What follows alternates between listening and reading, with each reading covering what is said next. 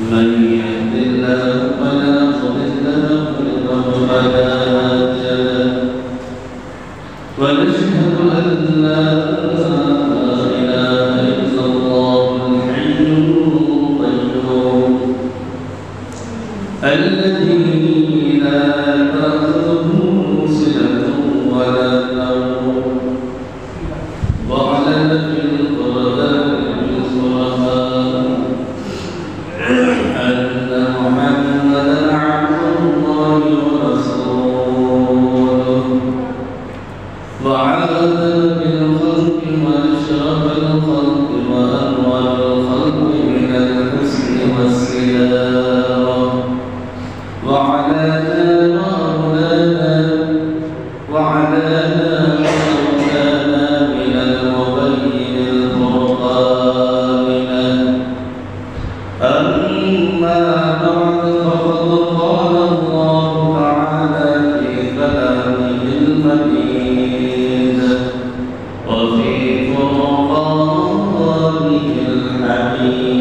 الحميد أعوذ بالله من الشيطان الرجيم بسم الله الرحمن الرحيم قد أفلح المؤمنون الذين هم في صلاتهم خاشعون والذين هم عن اللغو معرضون والذين هم للزكاة فاعلون والذين هم لفروجهم حافظون إلا على أزواجهم أو ما ملكت أيمانهم فإنهم غير معلومين فمن ابتغى وراء ذلك فأولئك هم العادون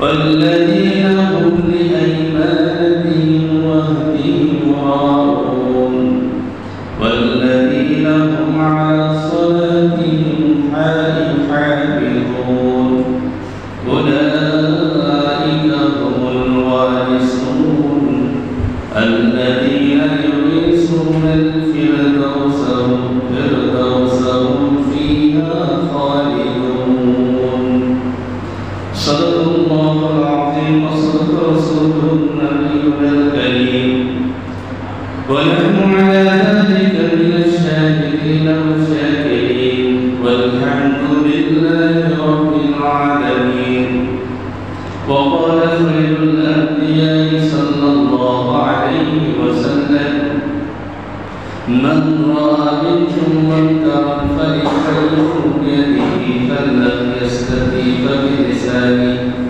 فلم يستطع فبقلبه وذلك عظام الإيمان وقال خير الأنبياء صلى الله عليه وسلم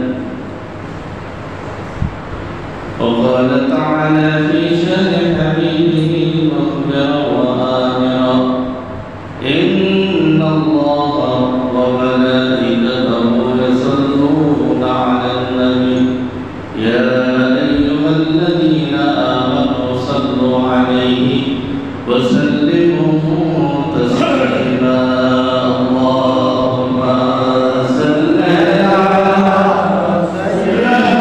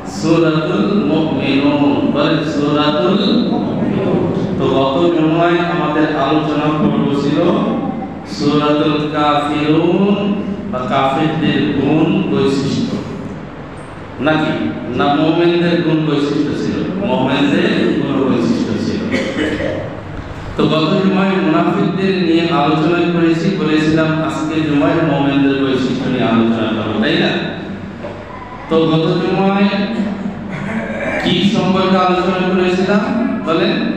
মুনাফিকদের বৈশিষ্ট্য। তো মুনাফিকদের বৈশিষ্ট্য, তারা কি কখনো মুসলমানদের সঙ্গে কখনো কাফেরদের সঙ্গে, তারা মসজিদেও আছে, মন্দিরেও আছে, পেগোডায়ও আছে, শ্মশানখোলায়ও আছে, সব জায়গায় আছে। অর্থাৎ যখন কোরবানি আসবে, কোরবানির ঈদের সময় ব্যানার দিবে, রোজার ঈদ আসবে, রোজার ঈদের শুভেচ্ছা জানাবে, সর্দীয় দুর্গা পূজা আসবে, শ্রী শ্রী ধর্মীয় দুর্গা পূজা তারও সমর্থন করে না, করে না, কথা বলে না। এমন মুসলমান মনে হয় নাই কি দুর্গা পূজার শুভেচ্ছা যায় না, কথা হয় না, কালী পূজার শুভেচ্ছা যায় না, আবার ঈদ আসলে ঈদেরও শুভেচ্ছা দেয়, বৈশাখ আসলে পয়লা বৈশাখে শুভেচ্ছা দেয়, 31 নাইটে শুভেচ্ছা দেয়। এর মানে হলো চতুর্দিকে ভ্যারাইটি শ্রেষ্ঠ সব দলে আছে। আর এদের সম্পর্কে আল্লাহ তাআলা বলছেন, ওয়াইদা লাকুল্লাযিনা আমানু, এরা হলো ধোঁকাবাজ। যখন ঈমানদারদের সাথে যায় তখন তাদের সঙ্গে মিলে যায়, তাদের রূপ ধারণ করে, বলে ক্বালু আমান্না, আমরা ঈমান এনেছি। ওয়াইদা খালাউ ইলা শায়াতিনিহিম, এই দলের লোক যখন শয়তানের দলে মিলিত হয়, আমেরিকা যায়, ইউরোপ যায়, মধ্যপ্রাচ্যে যায়, বারাক ওবামার সঙ্গে যায়, ডোনাল্ড ট্রাম্পের সঙ্গে যায়, ডোনাল্ডের সঙ্গে যায়, তখন তার বলে ইন্না মাআকুম, তোরা যা খাও তার সাথেই আছে, অন্য কোনো মত আমার নাই। তুই বলছিস আমার নাম মুসলমান, কিন্তু আমি মুসলমান না, আমি তোর সাথেই আছি। কি সাথে আছি? তোদের সাথেই আছি। ইহুদিদের সঙ্গে যখন যায়, হিন্দুদের সঙ্গে যখন যায়, সব জায়গায় রূপ ধারণ করে, বলে আমি তোর সাথেই আছি। আল্লাহ বলেন, আলা ইন্নাহুম হুমুল মুফসিদুন, এরা হলো ফিতনাবাজ, সাবধান, এদের থেকে তোমরা আলাদা থাকো। সম্মানিত ভাইরা, সূরাতুল মুমিনুন, মুমিনদের গুণ বৈশিষ্ট্য, মুমিনদের গুণ বৈশিষ্ট্য। তো সূরাতুল মুমিনুন আল্লাহর হাবিব সাল্লাল্লাহু আলাইহি ওয়াসাল্লাম একদিন আলোচনা করতেছেন মসজিদে নববীতে। হুজুর সাল্লাল্লাহু আলাইহি ওয়াসাল্লাম সাহাবায়ে আজমাইনদেরকে নিয়ে আলোচনা করতেছেন একটি বিষয় নিয়ে। তো একটি বিষয় নিয়ে আলোচনা করতেছেন, হঠাৎ করে আল্লাহ রাব্বুল আলামিন নবী করিম সাল্লাল্লাহু আলাইহি ওয়াসাল্লামের উপরে যখন ওহী আসতো, কি আসতো? কথা বলেন, কি আসতো? ওহী আসতো। তো হুজুর সাল্লাল্লাহু আলাইহি ওয়াসাল্লামের কাছে ওহী আসলে কখনো কখনো ওহী 7 প্রকারে নাযিল হতো। 7 প্রকারের মধ্যে এক প্রকার সবচেয়ে আসাধ্য, নবীর কাছে এত কঠিন হতো যে নবীজি শীতের মধ্যে, কনকনে শীতের মধ্যে নবীজি ঘামাইয়া যাইতেন, তার শরীর মোবারক, চেহারা মোবারক লাল টকটকে লাল বর্ণ হয়ে যেত। এইটা খুব কঠিন, যন্ত্রণাদায়ক, কষ্টদায়ক ছিল। তো নবীর উপরে ওহী নাযিল হতো। এই ব্যাপারে বুখারী, সহিহুল বুখারীর মধ্যে একটা বাব আছে, বাবু কাইফা কানা বদরুল ওহী রাসূলুল্লাহ সাল্লাল্লাহু আলাইহি ওয়াসাল্লাম, নবী পাক সাল্লাল্লাহু আলাইহি ওয়াসাল্লামের প্রতি ওহী নাযিল হওয়ার অধ্যায়। তো এই অধ্যায়ের প্রতি ইমাম বুখারী রাহমাতুল্লাহ আলাইহি যখন হাদিস আনা শুরু করেছেন, তখন তিনি একটা কোরআনের আয়াত দিয়ে শুরু করেছেন, ইন্না ওয়াহাইনা মিন আমরিনা। তো এই আয়াতে কারিমা দিয়ে বর্ণনা করতে গিয়ে এক পর্যায়ে তিনি বর্ণনা করেছেন, রাসূল পাক সাল্লাল্লাহু আলাইহি ওয়াসাল্লামের কাছে যখন ওহী আসতো, 7 রকমের, 7 রঙের, 7 প্রকারের ওহী আসতো। কয় রকমের? 7 রকমের। তো এক রকমের ছিল, কখনো কখনো ঘন্টার আওয়াজ হতো, বাড়ি ঘন্টায় যেমন বেলে শব্দ দেয় না, ওই রকম শব্দ হতো। তখন বুঝতে পারতো নবীজি সাল্লাল্লাহু আলাইহি ওয়াসাল্লামের হঠাৎ বসা থাকতো, কিন্তু রূপ চেঞ্জ হয়ে যেত, তখন বোঝা যেত নবীজির কাছে ওহী আসছে। আরেক প্রকারে নবীর কাছে ওহী আসতো সরাসরি জিবরাইল সালাম, তার একজন সাহাবী দাহিয়াতুল কলবি, তার সূরাত আকৃতি নিয়ে স্বয়ং নবীর কাছে আগমন করতেন এবং ওহী নাযিল করতেন। সুবহানাল্লাহ। আরেক প্রকার ওহী নাযিল হতো, মৌমাছি যেমন গুনগুন গুনগুন আওয়াজ করে, এই মৌমাছির আওয়াজের মতো এই বুখারী শরীফের হাদিস। তিনি বলছেন নবীজির কাছে যেন মৌমাছি গুনগুন গুনগুন করতেছেন, কি যেন বলতেছেন।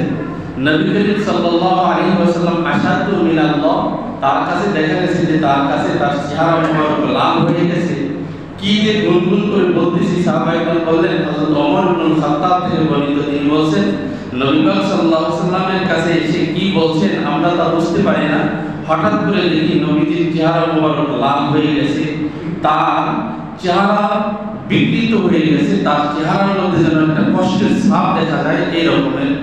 তো নবী সাল্লাল্লাহু আলাইহি ওয়াসাল্লাম কিছুক্ষণ পরে স্বাভাবিক হলেন। স্বাভাবিক হওয়ার পরে নবীজি সাল্লাল্লাহু আলাইহি ওয়াসাল্লাম সাহাবায়ে জিজ্ঞেস করলেন, ইয়া রাসূলুল্লাহ, তো আপনার কাছে দেখলাম হঠাৎ করে আপনার চেহারা লাল হয়ে গেছে, গুনগুন আওয়াজ হচ্ছে, তো আপনি দেখলাম মাটিতে শুয়ে পড়ছেন, আপনার কাছে কি হলো? তো নবীজি সাল্লাল্লাহু আলাইহি ওয়াসাল্লাম বলছেন, উনজিলাত সূরাতুল আনিফা, কেবলমাত্র আমার কাছে সূরা নাযিল হয়েছে। সুবহানাল্লাহ। সাহাবায়ে বললেন, ইয়া রাসূলুল্লাহ, ইয়া হাবিবাল্লাহ, আপনার কাছে এমন কোন সূরা নাযিল হয়েছে? নবীজি বললেন, সূরাতুল মুমিনুনের প্রথম 10 আয়াত তেলাওয়াত করলেন। সাহাবায়ে کرام বললেন, ইয়া রাসূলুল্লাহ, ইয়া হাবিবাল্লাহ, এই গুণগুলো যদি কোনো মানুষের মধ্যে থাকে, এই মানুষ সম্পর্কে আপনার ধারণা কি?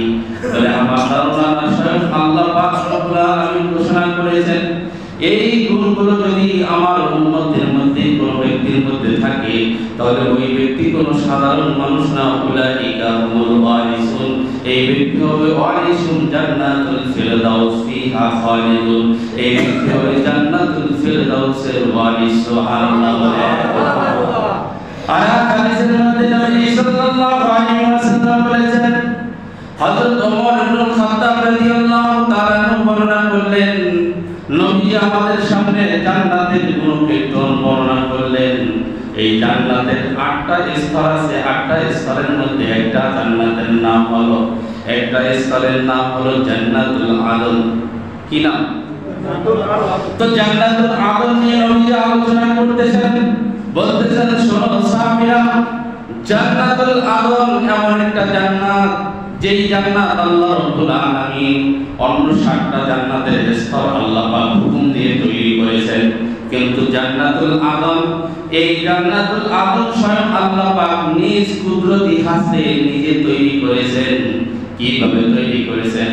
সাহাবায়ে کرام বললেন, ইয়া রাসূলুল্লাহ, এত জান্নাতুল আদন স্বয়ং রব্বুল কারীম নিজ হাতে তৈরি করলেন, কিভাবে তৈরি করলেন?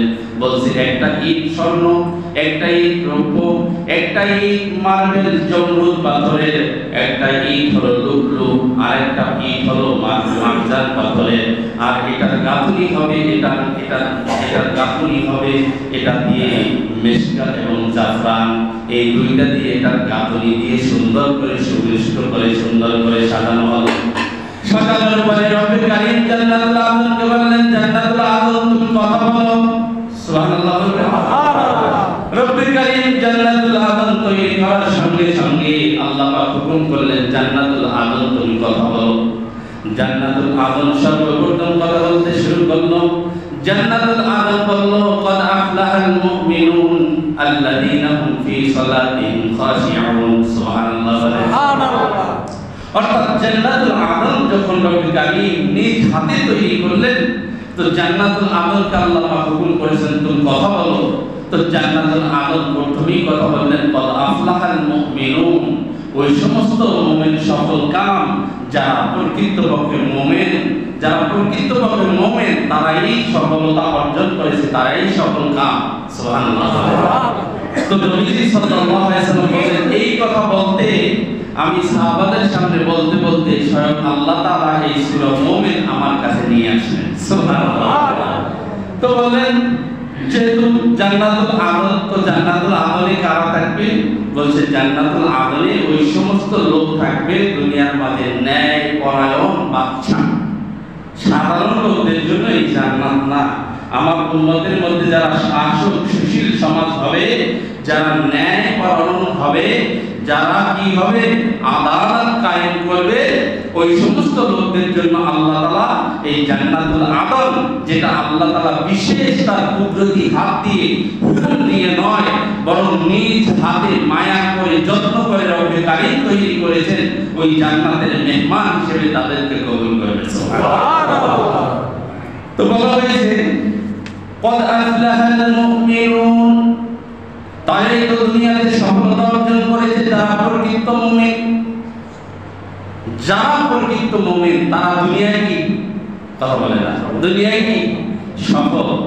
আমরা তো অনেক সময় নিজেদেরকে অনেক সময় সফলতা বিভিন্ন ব্যবসা বাণিজ্য মনে করি, ভালো একটা শিক্ষা হলেই হ্যাঁ বিএসসি এমএসসি অমুক তমুক একটা পাস করলে মোটামুটি একটা সনদ হইলে ভালো সফলতা অর্জন করেছে।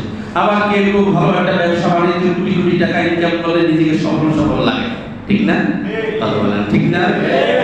তো মানুষ বিভিন্ন প্রকারের বিভিন্ন কাজের মাধ্যমে নিজেকে সফলতা অর্জন করতে পারে বা সফলতা ভাবে, কিন্তু আল্লাহ পাক রব্বুল আলামিন বলেন প্রকৃতপক্ষে সফলতা তারাই অর্জন করেছে তারাই মুমিন হয়েছে। সুবহানাল্লাহ। তারাই প্রকৃতপক্ষে সফল যারা দুনিয়াতে প্রকৃত মুমিন হয়েছে। তো প্রকৃত মুমিন কারা? আল্লাহর হাবিব সাল্লাল্লাহু আলাইহি ওয়াসাল্লাম বলেন, সাবধান, তোমাদের মধ্যে প্রকৃত মুমিন হলো সেই মুমিন যেই ব্যক্তি যেই মুমিন যেই মুসলমানদের হাত এবং জবান থেকে কি হাত এবং জবান থেকে আরেক মুসলমান নিরাপদ, আরেক মুসলমান হেফাজত নিরাপদ, সেই ব্যক্তি হলো মুমিন। সুবহানাল্লাহ। নবীজির কাছে সাহাবায়ে জিজ্ঞেস করলো, ইয়া রাসূলুল্লাহ মুমিন কে? বলছেন যেই ব্যক্তির হাত এবং জবান থেকে নিরাপদ ওই ব্যক্তি মুমিন। সুবহানাল্লাহ। তো এবার দেখেন দুনিয়ার মধ্যে অনেক নামাজি লোক পাওয়া যায়, অনেক কালেমাদারি, অনেক মুসলমান আব্দুল করিম, আব্দুল জব্বার, রহিম, গফার, গফুর নামের বহুত লোক পাওয়া যায়, কিন্তু তার হাত জবান থেকে কথা হয় না। হাত এবং জবান থেকে অপর মুসলমান নিরাপদ, অপর মুসলমান নিরাপদ। বিগত কয়েকদিন পর্যন্ত আমরা দেখতে পাচ্ছি আমরা কতটুকু নিরাপদ। যে বাংলাদেশ স্বাধীনতা অর্জন করেছে সেই বাংলাদেশে আজকে বাকশক্তি রুদ্ধ করা হয়েছে। আপনি কথা বললেই কথার স্বাধীনতা নাই, কথা বললেই আপনি আপনার ব্যক্তিগত অপনিয়ন আপনি সরাসরি ব্যক্ত করতে পারছেন না। তা এর চেয়ে জুলুম আর এর চেয়ে নির্যাতন পৃথিবীতে কি হতে পারে? যে স্বাধীন দেশে স্বাধীনতার সর্বভৌমত্ব রক্ষার জন্য রক্ত দিয়েছে 30 লক্ষ মা বোনদের ইজ্জতে কেনা, সেই দেশে যদি আপনি মুখ খুলে আপনার কষ্ট যদি ব্যক্ত করতে না পারেন, তাহলে এর চেয়ে জালেম আর কে হতে পারে? আল্লাহ রাব্বুল আলামিন বলেছেন মুমিনদের বৈশিষ্ট্য হবে হাত এবং জবান থেকে অপর মুমিন কি থাকবে? নিরাপদ থাকবে। নাম্বার 2, আল্লাহর হাবিব সাল্লাল্লাহু আলাইহি ওয়াসাল্লাম বলেছেন ওই ব্যক্তি হলো মুমিন মাল্লাম, যে ব্যক্তি মান রাআ মিনকুম মুনকারান ফালিয়ুগাইয়িরু বিয়াদিহি ফাল্লাম ইয়াসতাতি ফাবিলিসানিহি ফাল্লাম ইয়াসতাতি ফাবিকলবিহি ওয়া যালিকা আদাফুল ঈমান। সুবহানাল্লাহ বলে।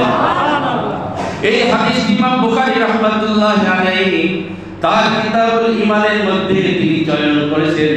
ইমাম বুখারী রাহমাতুল্লাহি আলাইহি তিনি বর্ণনা করেন আল্লাহর হাবিব সাল্লাল্লাহু আলাইহি ওয়াসাল্লাম বলেছেন ওই ব্যক্তি মুমিন যেই ব্যক্তি কোনো অন্যায় দেখার পরে সে হাত দিয়ে সেটাকে বাধা দিবে।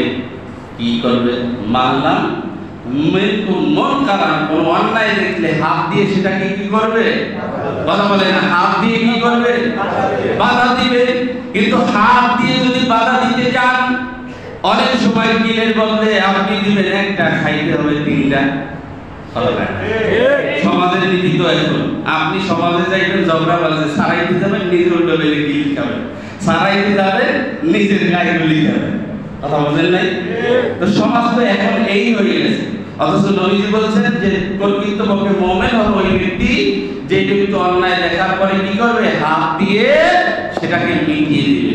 ফাল্লাম ইয়াসতাতি, যদি হাত দিয়ে যদি সে সমর্থবান ক্ষমতা যদি সেই অধিকারী না হয়, নবীজি বললেন ফাল্লাম ইয়াসতাতি, তাতে যদি অসমর্থ হয় ফাবিলিসানিহি, সে মুখ দিয়ে সেটাকে বলবে। মুখ দিয়ে বলবে, যদি বলেন মুখ দিয়ে বলবে। অন্যায়কে অন্যায় মুখ থেকে বলতে হবে, যদি না বলেন তা আপনি অন্যায় সাপোর্টার। আপনারা জানেন লূত আলাইহিস সালামের যুগে সমকামিতার প্রচলন ছিল। কি ছিল? সমকামিতার প্রচলন ছিল। দাউদ আলাইহিস সালামের যুগে হযরত দাউদ নবীর উপর জাবুর কিতাব নাযিল হয়েছে। কি কিতাব? কথা বলে না, কি কিতাব? তো সপ্তাহে একদিন দাউদ নবীর কাছে এই দাউদ কিতাব নির্দিষ্ট ইহুদিরা কিবার, ইহুদিদের সাপ্তাহিক বন্ধ কিবার? রবিবার। তো এই রবিবার দিন ইহুদিরা দাউদ নবী রবিবার দিন নিয়মিত কোরআন এই জাবুর কিতাব তেলাওয়াত করতেন। আর রবিবার দিন নদীর মাছগুলো দাউদ নবীর কণ্ঠস্বর এই জাবুর কিতাব কোরআনের আয়াত শোনার জন্য তারা কি করত? ওই নদীর পাড়ে চলে আসতো দাউদ নবীর কণ্ঠ থেকে, মুখ থেকে এই জাবুর কিতাব শোনার জন্য। আল্লাহ পাক রব্বুল আলামিন আয়াত নাযিল করলেন, নবী দাউদ আপনি আপনার সম্প্রদায়ের লোকদেরকে বলে দিন তারা যেন রবিবার দিন মাছ না ধরে, কারণ এই মাছগুলো তারা ধরা খাওয়ার জন্য জেলে বদ্ধ হওয়ার জন্য আসে নয়, বরং তারা আপনার মুখ থেকে আল্লাহর বাণী শোনার জন্য আসে। আর বাণী শোনার জন্য আপনি তাদেরকে এনে আপনার কওমেরা তাদেরকে হত্যা করবে, ধরে খেয়ে ফেলবে, তাহলে তো এটা তাদের সঙ্গে প্রতারণা করা হয়। কথা বলে না, কি করা হয়? প্রতারণা করা হয়। নবী দাউদ আলাইহিস সালাম বললেন তোমরা রবিবার দিন মাছ ধরা থেকে বিরত থাকো, রোববার দিন তোমরা মাছ ধরবে না, অন্য সপ্তাহে অন্য 6 দিন মাছ ধরো, কোনো আপত্তি নেই। কিন্তু দাউদ নবীর কওমের লোকদের মধ্যে, শুধু দাউদ নবী নয়, প্রত্যেক যুগে যুগে সকল নবীর উম্মতের মধ্যে কিছু মানুষ ছিল অ্যাডভান্স সিটিং, মোবাইলের মধ্যে কিছু অ্যাডভান্স সিটিং থাকে, সিটিং এর মধ্যে কিছু অপশন, অতিরিক্ত কিছু সিটিং থাকে, যে সিটিং গুলো আপনার নিরাপদ রাখে, কিন্তু অতিরিক্ত নিরাপদ করতে গেলে আপনার মোবাইল হ্যাং হয়ে শেষ। তো অ্যাডভান্স সিটিং এর মধ্যে এই দাউদ নবীর কওমেরা কি করলো, রবিবার দিন মাছ ধরতে নিষেধ করেছে। তারা রবিবার দিন ওইটা পাইয়া খনন করে, খাল খনন করে খালের মুখে বাঁধ দিয়ে রাখতো। বাঁধ বুঝেন তো, বান্দা দিয়ে রাখতো, তো বাঁধ দিয়ে বেড়ি দিয়ে রাখতো। যখন রোববার দিন শেষ হতো তাহলে তারা কি করতো, কথা বলে না, সোমবার দিন তারা পুনরায় মাছ ধরতো, অর্থাৎ যে মাছগুলো আটকাইয়া রাখতো বাদ দিয়ে পরে ওইগুলোরে ধরতো। দেখেন শয়তান কত করলায়। এই মধ্যে 3টা গ্রুপ ভাগ হয়ে গেছে। কয়টা গ্রুপ? একদল লোক মাছ ধরছে, মাছ ধরার সঙ্গে অন্যায়ের সঙ্গে জড়িত, আর একদল লোক ছিল ওইখানে নিরাপত্তা পালন করছে, অর্থাৎ মাছ ধরতে নিষেধ করে নাই, নিজেরাও ধরে নাই। কথা বুঝেন নাই? তো মাছ নিজেরা ধরে নাই, নিষেধ করে নাই, এই ছিল 2 নাম্বার। আরেকদল লোক ছিল নবীজির পক্ষ হয়ে, তারা কি করছে, বাধা দিয়েছে তোমরা মাছ ধরো না, এই কাজটা অন্যায় হয়েছে। আল্লাহ পাক রব্বুল আলামিন ওই যুগের ওই লোকদেরকে বললেন কুনু কিরাদাতান খাসিঈন, তোমরা সব বানরের রূপ হয়ে যাও, বানরে পরিণত হয়ে যাও। 2 শ্রেণীর মানুষ তখন, যারা মাছ ধরছে আর যারা মাছ ধরতে নিষেধ করে নাই, এই 2 শ্রেণীর কম সব বান্দর হয়ে গেছে। কি হয়ে গেছে? বান্দর হয়ে গেছে। তো ইহুদি খ্রিস্টানেরা ওদের মাথায় তো মাল কম, তো ওরা গবেষণা করে কিছুদিন পরে 1400 বছর পরে ডারউইন নাকি আবার এই গবেষণা করে বলছে যে বান্দর থেকে মানুষ তৈরি। না, বান্দর থেকে মানুষ তৈরি না, বরং কিছু কিছু মানুষ তার অন্যায়ের কারণে বানরের রূপ হয়েছিল। কোরআনের আয়াত আল্লাহ পাক বলেন কুনু কিরাদাতান খাসিঈন, তোমরা বানর হয়ে যাও। তখন যারা মাছ ধরছে, যারা তাদেরকে নিষেধ করে নাই, এই 2 শ্রেণীর বানর হয়ে গেছে। যারা মাছ ধরতে নিষেধ করছে, নবীর পক্ষে ছিল, দাউদ জাবুর কিতাবের পক্ষে ছিল, তারা কখনো বানর হয় নাই, তারা মানুষই ছিল। সুবহানাল্লাহ। তাই এর দ্বারা কি বুঝলেন? নবীজি বলেছেন যে তোমরা অন্যায় দেখলে কি করো, হাত দিয়ে বাধা দাও। যদি আপনি বাধা দেন, হাত দিয়ে দিতে পারেন না, মুখ দিয়ে বলেন, মুখ দিয়েও বলবেন না। বলছেন যে ফাল্লাম মাসকাতে ফাবে কলবি, অন্তরে নাইলে ওই কাজটাকে ঘৃণা করো। অন্তরেও বললেন না, মুখ দিয়েও বললেন না, হাত দিয়েও বাধা দিলেন না, তাহলে আপনি কোন প্রকারের মুমিন দাবি করেন? কথা বুঝাই পারি না। আজকাল সারা পৃথিবীতে দেখেন মুসলিম জাতি শুধু মুসলমানদের হাতে নির্যাতিত, কারণ মুসলমান নামে আছে কিন্তু কামে মুসলমানদের বৈশিষ্ট্য তাদের মধ্যে মুসলমান শুধু নামে আছে, কাজে নাই। আজকে সারা পৃথিবীতে মুসলমান নির্যাতিত, নিগৃহীত, জুলুম অত্যাচারে জর্জরিত। আপনি সারা পৃথিবীর দিক তাকান, সব ইহুদি বলেন, খ্রিস্টান বলেন, কাফের বলেন, তারা সব এক, মুসলমান ঠেকাও, আর মুসলমান নিজের গদি নিয়ে পারা পায়। সারা পৃথিবীতে একই অবস্থা। আপনি তাকান সৌদির দিক, তারা গদি নিয়ে ব্যস্ত আছে। ওদিকে ফিলিস্তিনে মার খায়, তাদের দিকে নজর নাই। তাকান স্পেনের দিকে, তাকান অন্য মধ্যপ্রাচ্যের মুসলিম শাসকদের দিকে, নিজেদের গদি নিয়ে ব্যস্ত আছে, নারী নিয়ে ব্যস্ত আছে, টাকা নিয়ে ব্যস্ত আছে, কিন্তু মুসলমান মার খাচ্ছে সেদিকে নজর নাই। ও মুসলমান, কি জবাব দিবে আল্লাহর আদালতে? আল্লাহ পাক রব্বুল আলামিন বলেন সেই ব্যক্তি তো দুনিয়াতে সফলতা অর্জন করেছে যেই ব্যক্তি মুমিন হয়েছে। সুবহানাল্লাহ। নাম্বার 2, মুমিনদের 2 নাম্বার বৈশিষ্ট্য হলো আল্লাযীনা হুম ফি সালাতিহিম খাশিউন। মুমিনদের 2 নাম্বার বৈশিষ্ট্য, 2 নম্বর গুণ হলো মুমিন নামাজ পড়বে খুশু এবং খুশুর সাথে, ভয় ভীতির সাথে, একনিষ্ঠতার সাথে, একাগ্র চিত্তে, একমাত্র স্বয়ং রব্বে কারিমকে হাজির নাজির মনে করে মালিকের সামনে দাঁড়ায়া ভয় ভীতি নিয়ে মহান রব্বুল আলামিনের সামনে সালাত কায়েম করবে। সুবহানাল্লাহ বলে। আজকাল আমরা নামাজ পড়ি, কিন্তু কোরআনুল কারীমের মধ্যে আল্লাহ বলেছেন যে ব্যক্তি নামাজ কায়েম করলো সেই ব্যক্তিকে দুনিয়ার কোনো অন্যায় কাজ তাকে করতে পারে না। অর্থাৎ যে ব্যক্তি নামাজ আদায় করে, নামাজকে হেফাজত করে, আল্লাহ পাক কোরআনুল কারীমের মধ্যে বলেছেন নামাজ তালাকে ইন্নাস সালাতা তানহা আনিল ফাহশাই ওয়াল মুনকার। নিশ্চয়ই যারা প্রকৃত নামাজি, নিশ্চয়ই যারা নামাজকে হেফাজত করবে, এই নামাজটাকে ইন্নাস সালাতা তানহা, নামাজটাকে অন্যায় থেকে ফিরিয়ে আনবে।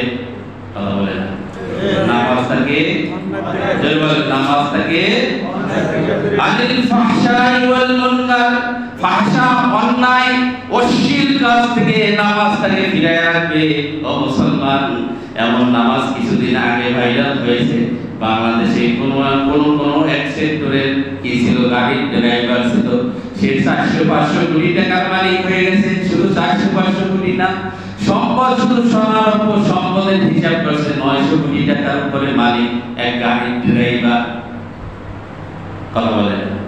আর বিভিন্ন মিডিয়ার মধ্যে ছবি ভাইরাল হয়েছে, কখনো নামাজ পড়ে, কখনো তাসবিহ দেবে, কখনো হুজুর, কখনো তাহাজ্জুদ, বিভিন্ন প্রকার নামাজের ছবি ভাইরাল হয়েছে। তাহলে আপনি যে নামাজ পড়লেন, আপনার নামাজ যদি আপনাকে সুদ থেকে না ফেরায়, আপনার নামাজ যদি আপনাকে ঘুষ থেকে না ফেরায়, আপনার নামাজ যদি আপনাকে হালাল পদ্ধতি না শেখায়, আপনার নামাজ যদি আপনাকে গীবত থেকে না ফেরায়, আপনার নামাজ যদি আপনাকে জিনা থেকে না ফেরায়, আপনার নামাজ যদি বিভিন্ন অশ্লীল ফাহিশা কাজ থেকে না ফেরায়, বোঝা গেল ফুটা বালতি। কি কথা বলেন? কি বালতি? পুরো বালতির মধ্যে আপনি যত জিনিস রাখেন, ছিদ্র দিয়ে যেমন পড়ে যাবে। আপনি অন্যায় দেখার পরেও যদি অন্যায় করেন, নামাজ পড়ার পরেও যদি অন্যায়ের সঙ্গে জড়িত, তাহলে বুঝতে হবে আমার নামাজটা যেরকম রব্বে কারীম চেয়েছেন সেই রকম আমার নামাজ হয় নাই। কারণ সাইয়েদনা ওমর ফারুক রাদিয়াল্লাহু তাআলা আসরের নামাজ ফজরের নামাজের মধ্যে নিমগ্ন, ফজরের নামাজ পড়তেছেন, হঠাৎ করে একদিন আর 2 দিন নয়, তাকে যিনি হত্যা করেছেন আব্দুর রহমান ইবনে মুলজিম, মুনাফিকদের সর্দার, খালিদ রাফিজিদের সর্দার আব্দুর রহমান ইবনে মুলজিম 40 দিন পর্যন্ত ওমর রাদিয়াল্লাহু তাআলার পিছনে জামাতের সঙ্গে নামাজ পড়ছে। আপনি চিন্তা করতে পারেন কত বড় মুসলমান, 40 দিন পর্যন্ত জামাতে নামাজ পড়ছে ওমর রাদিয়াল্লাহু তাআলার পিছনে। আর ভাগ করতে কোন সময় তারা হত্যা করা যায়, কারণ সব সময় তো যারা শাসক থাকে তাদের বিপক্ষে কিছু লোক থাকে না। শুরু থেকে পর্যন্ত যারা শাসক থাকে, সে ভালো করলেও তার বিপক্ষে লোক থাকবে, খারাপ করলেও তার বিপক্ষে। ওমর রাদিয়াল্লাহু তাআলা জামাতে নামাজে দাঁড়াইছেন ফজরের নামাজ। হঠাৎ করে দেখলেন এক রাকাত নামাজ সিজদার মধ্যে চলে গেছেন। প্রথম রাকাত সিজদার মধ্যে দেখেন ওমর রাদিয়াল্লাহু তাআলা বাম পাথরের হাড়টির মধ্যে 1 আর 2 নয় 3টা তরবারি দিয়ে 3টা তীর দিয়ে আঘাত করছে। 3টা তীর এখানে ঢুকায়া দিয়েছে। সাইয়েদনা ওমর রাদিয়াল্লাহু তাআলা জমিনের মধ্যে পড়ে গেলেন। হঠাৎ করে তার পিছনে ওরা একজন সাহাবী ছিলেন কাব রাদিয়াল্লাহু তাআলা। কাব রাদিয়াল্লাহু তাআলা হাতটা ধরে ওমর রাদিয়াল্লাহু তাআলা বললেন, ভাই সামনে আসো, আমার অবস্থা ভালো না। কাব রাদিয়াল্লাহু তাআলা বলেন, এই সময়ের মধ্যে হে সাইয়েদনা ওমর, আমরা আপনার জন্য ট্রিটমেন্টের ব্যবস্থা করি। বলছে না, আমি নামাজের কানায় দাঁড়াই, তুমি নামাজ শেষ করো, আগে আমার ফরজ নামাজ শেষ করতে হবে, পরে বিচার ফয়সালা, আমি বাঁচি কি না বাঁচি ওটা পরে দেখবো। সুবহানাল্লাহ। সেই মুহূর্তে আমিরুল মুমিনিন, যেই মুহূর্তে নিজের জীবন চলে যায়, সেই মুহূর্তে আমিরুল মুমিনিন তার পিছ থেকে একজন সাহাবীকে সামনে দিলেন, বললেন, ভাই তুমি নামাজটা তাড়াতাড়ি শেষ করো। নামাজ শেষ করলেন। ওমর রাদিয়াল্লাহু তাআলা ডান পাশে দাঁড়ানো ছিলেন। নামাজ শেষ করে দেখে সাইয়েদনা ওমর রাদিয়াল্লাহু তাআলা জমিনের মধ্যে শোয়া, তার আর শ্বাস নাই। সুবহানাল্লাহ। তাহলে এই নামাজ দিয়ে কি করবে? যেই নামাজ ওমরের মতো মানুষকে হত্যা শিখায়, যেই নামাজ ওমরের মতো মানুষকে কতল শিখায়, এই ব্যক্তিকে যখন খালিদের সর্দার, তাকে যখন মুসলিম শাসক ওসমান রাদিয়াল্লাহু তাআলা খেলাফতে আসলো, বোর্ড গঠন করলো, কাজী খেলাফত বিচার করার জন্য কাজী নিযুক্ত করা হলো, ঠিক সেই মুহূর্তে আব্দুর রহমান ইবনে মুলজিম এই মুনাফিকদের সর্দার তাকে যখন ধরলো, তার হাত যখন কাটতেছে তখন তিনি হাসতেছেন, তার পা যখন কাটে তখন তিনি হাসে, যখন তার চক্ষু খুশিয়া যখন উঠায় শাস্তি তখন সে হাসে, যখন তার জিহ্বা কাটতে গেছে, কাজী যখন জিহ্বা যখন কাটতে গেছে তখন চিৎকার দিয়ে কান্নায় ভেঙে পড়ছেন, বলছেন এতক্ষণ পর্যন্ত যা করছো করছো, আর কিছু করো না, এতক্ষণ হাত কাটছো পা কাটছো কোনো আমার আপত্তি ছিল না, কিন্তু যখন জিহ্বা কাটতে গেছে তখন তিনি চিৎকার মেরে কান্না শুরু করে দিয়েছেন। এই জিহ্বা দ্বারা আমি একমাত্র আল্লাহর ইবাদত করি, আল্লাহ আল্লাহ বলে ডাকি, এত বড় তাকওয়া, তাকওয়া দিয়ে কি করবেন যদি ঈমান না থাকে? কথা বলে হয় আমি বুঝতে পারি না, বুঝছেন তো? তার নামাজ কি কম ছিল? কথা বলেন, নামাজ কি কম ছিল?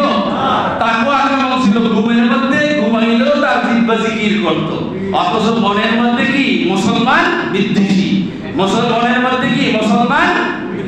আপনি যত বড় হজ করতে যান আর কাবায় যান আর যেখানেই যান, আমি কিছুদিন আগে বলেছিলাম এই শয়তানগুলো, এই বাটপারগুলো, এই সুদখোর দুষ্কর যখন থেকে হাসরা কি যে মিনায় যায়, যখন শয়তানের গায়ে পাথর মারে তখন শয়তান হাসে, একবার মস্কারি করতে আইছো, মরতে বড় শয়তান তুই আই আমার লগে মস্কারি কর, বন্ধু তো তুই আমার দোস্ত, আমি আমার সাথে কোলাকুলি করিয়ে যাই, কথা কয় না। এই বাংলাদেশের এই সিদ্ধান্তগুলো, এই খারাপ করগুলো যায় যখন কথা কয় না, ইলেকশন নির্বাচন আইলে যখন হজ করে আর শয়তানের গায়ে ওমরা হজ করতে যায় আর শয়তানের গায়ে পাথর মারে, তখন শয়তান কয় যে ইয়ে কি করতে আইছো, যা আর পাও না বেটা, তুই তো বলছিস বল না, আমি একটা ভুল করার কারণে হাজি সাহেবরা এই শয়তানের গায়ে পাথর মারে, আর বেটা তুই যে কত অপকর্ম করতেছ, বাংলাদেশটা চুষিয়ে খাইছো, তারপরে আমার গায়ে পাথর মারা একটা শয়তানরে শেষ করছি, কথা কয় না। সম্মানিত ভাইরা খুব ভালো করে মনে রাখেন, তাহলে মুমিনদের 2 নাম্বার গুণ হলো, 2 নাম্বার তাদের বৈশিষ্ট্য হলো তারা নামাজ পড়লে একনিষ্ঠ চিত্তে একমাত্র আল্লাহ সন্তুষ্টির জন্য, যে নামাজ তাদেরকে দুনিয়ার সমস্ত অন্যায় অশ্লীল খারাপি থেকে ফিরায় রাখে। অর্থাৎ যেই নামাজ আপনাকে সুদ থেকে ফিরায় না, বুঝতে হবে ওই নামাজ আমার আল্লাহ যেরকম চেয়েছে, আমার সুদ যেহেতু আমি সুদের সঙ্গে জড়িত, ঘুষের সঙ্গে জড়িত, হারামের সঙ্গে জড়িত, জিনার সঙ্গে জড়িত, গুনার সঙ্গে জড়িত, তাহলে বুঝতে হবে আমার নামাজ আল্লাহ যেরকম চেয়েছে আমার নামাজটা সেরকম হয় নাই। কারণ আল্লাহ বলছেন ইন্নাস সালাতা তানহা আনিল ফাহশাই ওয়াল মুনকার, নিশ্চয়ই নামাজ তোমাকে অন্যায়, অপরাধ, অশ্লীল, খুন, খারাপি, দর্শন থেকে তোমাকে ফিরাইবে। তাহলে বোঝা গেল তুমি যত নাম ধারণ করো আর জুব্বা মাথায় দেওয়ার টুপি দাও, যদি তুমি অন্যায়ের সঙ্গে জড়িত থাকো দোষীর কালো তুমি মুমিন হবে না। এরপরে 3 নম্বরে গুণ হলো মুমিনদের ওয়াল্লাযীনা হুম আনিল লাগবি মুরিদুন। মুমিনদের 3 নাম্বার বৈশিষ্ট্য হলো ওয়াহিদু, অযথা কথাবার্তা থেকে সে সব সময় বিরত থাকবে। খুব জটিল এবং কঠিন, আমরা কিন্তু এই কাজের মধ্যে ইমাম বলেন, খতিব বলেন, সর্বস্তরের লোক এই কাজটার মধ্যে জড়িত, আমরা এটাকে কিছু মনে করি না, আর সব গুনার মূল হচ্ছে এই জায়গায়। 3 নাম্বার বৈশিষ্ট্য মুমিনদের কি ওয়াল্লাযীনা হুম আনিল লাগবি মুরিদুন। 3 নাম্বার গুণ হলো মুমিনদের বৈশিষ্ট্য হলো আল্লাহ পাক বলছেন প্রকৃত যেই ব্যক্তি মুমিন হবে সেই ব্যক্তি অযথা কথা থেকে, অযথা বাকবিতর্ক থেকে সবসময় নিজেকে কথা বলে না, নিজেকে সবসময় বিরত রাখবে। এবার দেখেন কথা কি হচ্ছে, দেশে কি হচ্ছে, হচ্ছে একটা বানাচ্ছে একটা, কথা বলে না, আমরা সমালোচনা গুজব করে কথা বলে না, আছে কি না? তাহলে এই যে দেশের মধ্যে বিশৃঙ্খলা সৃষ্টি করা, সমাজের মধ্যে বিশৃঙ্খলা সৃষ্টি করা, মসজিদের মধ্যে বিশৃঙ্খলা সৃষ্টি করা কারা করে? আপনার আমার মতো মানুষ করে, যারা নামাজ পড়ে এরাই করে না অন্য লোক করে? কথা বুঝেন না, কারা করে? এই নামাজি লোকেরা যেতে করে, দোকানে যখন বলে তখন গীবত করে না, অযথা কথা বলে না। আপনি দেখেন 3 নম্বর বৈশিষ্ট্য হলো অযথা, যেই কথা আপনার কোনো প্রয়োজন নাই, যেই কথা যথা বলে না, যেই কথার আপনার কোনো প্রয়োজন নাই, এই কথার সঙ্গে আমরা মনে করি নিজেকে কোথাও পেশ করতে পারলেই হলো, জাহির করতে পারলেই হলো, কথা বলে না। সবসময় নিজেকে জাহির নিয়ে ব্যস্ত, কথা বলতে পারলেই মনে হয় অনেক কিছু, না ভাই, সবচেয়ে হাদিসের মধ্যে এই প্রসঙ্গে, আয়াত প্রসঙ্গে নবীজি বলছেন মান সামাদা নাজা, যে ব্যক্তি তার জবানকে চুপ রাখলো সেই ব্যক্তি নাজাত পেল। কি নাজাত পেল? অনেক প্রকারের গুনাহ থেকে। প্রথম হলো মানুষ 83 প্রকারের কবিরা গুনাহ করে। কত প্রকারের? 83 প্রকারের কবিরা গুনাহর মধ্যে প্রথম সারির 10-20টা কবিরা গুনাহ আছে, সব এই অযথা কথার মধ্যে। যেমন মিথ্যা কথা, অযথা কথার মধ্যে কথা বলে না। গীবত করা, অযথা কথার মধ্যে। সমাজে ফিতনা করা, ফিতনা কোরআনুল কারীমের মধ্যে বলা হয়েছে আল ফিতনাতু আশাদ্দু মিনাল কতল। সমাজে ফিতনা সৃষ্টি করা মানুষকে হত্যার চেয়ে জঘন্য। মানুষ একটা হত্যা করছে, সে কিছুদিন পরে মিটে যাবে, কিন্তু এই ঘরের সঙ্গে আরেক ঘরে দ্বন্দ্ব বাঁধাই দেয়, এমন মনে হয় লোক নাই সমাজে। আসেনি? বড় ভাইয়ের সঙ্গে ছোট ভাই দ্বন্দ্ব লাগাই দেয়, আসেনি?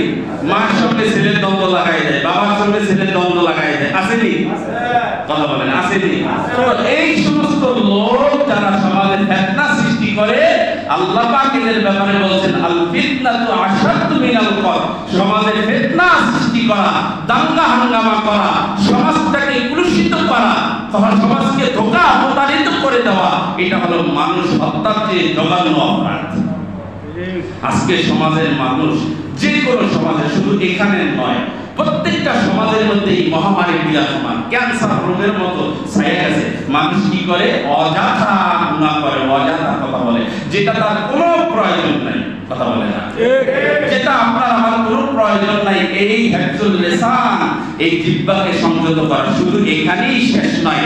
এই পক্ষে আল্লাহ নবী সাল্লাল্লাহু আলাইহি ওয়াসাল্লাম আরেক হাদিসের মধ্যে বলেছেন, যেই ব্যক্তি তার দুইটা জিনিসকে হেফাজত করবে, ওই ব্যক্তির জান্নাতের জামিনদার আমি স্বয়ং নবী। কি বললেন? নবীজি বলছেন যে ব্যক্তি দুইটা অঙ্গকে হেফাজত করবে। কয়টা অঙ্গ? যেটা বলেন কয়টা অঙ্গ? দুইটা অঙ্গকে যদি আপনি হেফাজত করতে পারেন, আপনার জান্নাতের জামিনদার আমার নবী। নবীজি বলেছেন যে ব্যক্তি মান হাফাজাইন, দুই ব্যক্তি দুইটা জিনিস, দুইটা অঙ্গ হেফাজত করবে। হিফজুল লিসান, এক নাম্বার হলো জিহ্বাকে সংযত করা, জবান বন্ধ করা। হিফজুল লিসান, তোমার জিহ্বাকে হেফাজত করা, অযথা পয়সা কথা না বলা, গুনাহ কাজ না করা, সুদ না খাওয়া, গালি না দেওয়া। গালি দেওয়া কি কবিরা গুনাহ? তাহলে কবিরা গুনাহ যা আছে এর মধ্যে 20টা কবিরা গুনাহ মানুষ করে সব মুখ দিয়ে। কি দিয়া? বলা বলে না, মুখ দিয়া। আপনি শুধু মুখ দিয়া মুখকে হেফাজত করেন, 20টা গুনাহ থেকে আপনি পরিত্রাণ। সুবহানাল্লাহ। এই প্রসঙ্গে নবীজি বলেছেন যে ব্যক্তি এই হিফজুল লিসান, জিহ্বাকে সংযত রাখবে, আরেকটা হলো দুই নাম্বার হলো দুই পায়ের মধ্যবর্তী লজ্জা স্থানকে হেফাজত করবে। তো মানুষ তো এই দুইটা দিয়ে গুনাহ করে। কি মানুষ কি অন্য কোনো অঙ্গ প্রত্যঙ্গ দিয়ে গুনাহ করে? মুখ দিয়েই তো মানুষ আরেকজনকে পড়ায়, আইনে তারপরে খুন করে। কথা হয় না? মুখ দিয়েই তো পড়াইয়ে তারপরে দর্শন করে, মুখ দিয়েই তো কথা বলে তারপর ভালোবাসা তো ভাই আমার মেয়েদেরকে হত্যা করে। কথা হয় না? তাহলে এই যে ভালোবাসা করে, মুখ দিয়ে করে, আর কি লজ্জা স্থান দিয়ে কি করে? খায়েশ মিঠায়। নবী বলছেন এই দুইটা জিনিস যে হেফাজত করবে, ওই ব্যক্তির জান্নাতের জামিনদার আমি নবী। সুবহানাল্লাহ। সুতরাং আমরা ইনশাআল্লাহ চেষ্টা করব, নামাজ তো করি, অন্তপক্ষে দুইটা জিনিস হেফাজত করব। আজ থেকে ভগবানকে হেফাজত করব। ওয়াহিদু ওয়াজাতা, যে কথা আমার প্রয়োজন নাই সেই কথা আমার বলা দরকার নাই। কথা যত কম গুনাহ তত যত বড়, কথা যত কম গুনাহ তত কম। ইনশাআল্লাহ প্রতিজ্ঞাবদ্ধ হন যে কথা আজ থেকে কম বলবো, লজ্জা স্থান হেফাজত করবো, আর কি অন্যায় দেখলে যথাসাধ্য, যদি হাত দিয়ে বাধা দিতে নাও পারি, জবান দিয়ে বলতে নাও পারি, তারপরে মনে মনে অন্যায়কে ঘৃণা করবো। রাজি আছি তো? রাজি আছি তো? আল্লাহ পাক আমাদেরকে আমল করার তৌফিক দান করুন। আমিন। আলহামদুলিল্লাহি রাব্বিল আলামিন। আসসালামু আলাইকুম ওয়া রাহমাতুল্লাহি ওয়া বারাকাতুহু।